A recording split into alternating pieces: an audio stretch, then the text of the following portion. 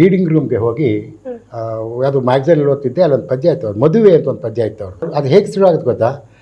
ಇಂದು ಗೆಳೆಯನ ಮದುವೆ, ಹೊಸ ನೀರಿಗಿಳಿಯುತ್ತಿದೆ ಅವನ ನಾವೇ ಅಂತ. ಅದು ಒಂಥರ ನನಗೆ ಎಷ್ಟು ಚೆನ್ನಾಗಿದೆ ಇದು ಅಂತ. ಅವಾಗ ಏನು ಮಾಡಿದೆ ಗೊತ್ತಾ, ನಾನು ಕ್ಲೀನಾಗಿ ಪೇಜ್ ಹರಿದು ಸಿನಿಮಾ ನೋಡಿ ಬದುಕನ್ನು ಬದಲಾಯಿಸ್ಕೊಂಡವ್ರು ಎಷ್ಟೋ ಜನ ಇದ್ದಾರೆ. ಅಣ್ಣ ಅವ್ರ ಸಿನಿಮಾ ನೋಡ್ಬಿಟ್ಟು ಬಂಗಾರದ ಮನುಷ್ಯ ಎಷ್ಟೋ ಜನ ಅವ್ರು ಬಂದು ಹೇಳ್ಕೊತಾರಲ್ಲ ಅಲ್ವಾ.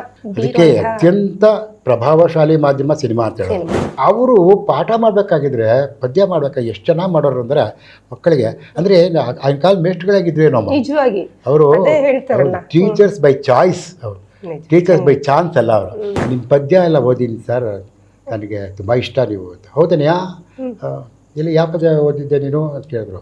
ಸರ್ ಅದೇ ಸರ್ ಮದುವೆ ಅನ್ನೋ ಪದ್ಯ, ಹೊಸ ನೀರಿಗಿಳಿ ಎಷ್ಟು ಚೆನ್ನಾಗಿ. ಹೌದಾ, ಎಲ್ಲಿ ಜ್ಞಾಪಕ ಸರ್, ಇನ್ನೊಂದು ಪದ್ಯ ನನಗೆ ತುಂಬ ಇಷ್ಟ ಸರ್ ಅಂತ. ಯಾವುದು ಅಂದರು? ಹದ್ದಿನಂತೆ ಭುವಿಯಿಂದ ಎದ್ದು ಹಾರಾಡುತ್ತಿದ್ದರೇನು, ಕೊಳೆಯತ್ತ ಕಣ್ಣ ದಿಟ್ಟಿ, ಭಾವನೆಯ ಉನ್ನತ ಆದರ್ಶಗಳಲ್ಲಿ ಮೆರೆದಾಡುತ್ತಿದ್ದರೇನು, ಬದುಕೊಂದು ಕಸದ ಬುಟ್ಟಿ, ಆಡಿದಂತೆ ಮಾತಾಡಿದಂತೆ ನಾ ಮಾಡಲೆಂದು ಕಲಿಸು, ನಡೆ ನುಡಿಗೆ ಸೇತು ಕಟ್ಟಿ, ಕಣ್ಣೊಳಿತ ಕಂಡು ಕಿವಿ ಒಳಿತ ಕೇಳಿ ಹಸನಾಗಲೆನ್ನ ಮನಸ್ಸು, ಬದುಕಾಗ ರಸದ ಗಟ್ಟಿ. ನಿಮ್ಮ ನೆನಪಿದ ಶಕ್ತಿಗೆ ನಮೋ ನಮಃ. ಆಮೇಲೆ ಬಂದ್ಬಿಟ್ಟು ಕ್ಲಾಸ್ ಅದೆಲ್ಲ ಬೆಂತಟ್ಟಿದ್ರು. ನೋಡಯ್ಯ, you are a real poet, ಗೊತ್ತಾಯ್ತಾ? ನಾನು ಯಾರಿಗೂ ಹೇಳಲ್ಲ ಈಗೆಲ್ಲ, ಗೊತ್ತಾಗುತ್ತೆ. ನೀನು ಚೆನ್ನಾಗಿ ಬೆಳೆಸ್ಕೋಬೇಕು, ಆಯ್ತಾ? ಅವರೇ ಮೊಟ್ಟ ಮೊದಲು ನೀನು ಕವಿ ಅಂತ ನನಗೆ ಹೇಳಿದ್ದೆ. ಹೌದು.